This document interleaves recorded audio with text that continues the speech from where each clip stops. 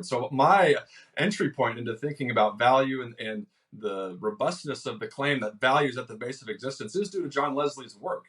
Now, my critique of Leslie is that it is very hard to think of an abstract, independent value floating in some metaphysical void actually doing anything. So this is a debate in philosophy. How can abstractions actually do anything?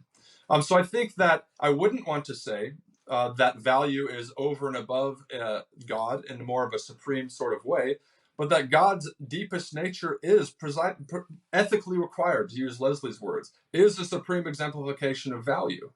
But that value in itself requires the mediation of mind.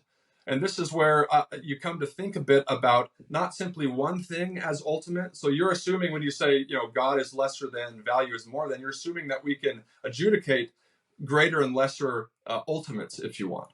The claim I think Whitehead would remind us of, and he doesn't do this exactly, but I developed my thinking a little bit off him, is that there's a utter relationality among ultimate realities wherein they cannot be abstracted from each other. I think there's an interesting way to make a case for divine necessity as the mutual immanence of mind and value. And that means that the relationality between these domains and God transcends either of the functions of only one of them.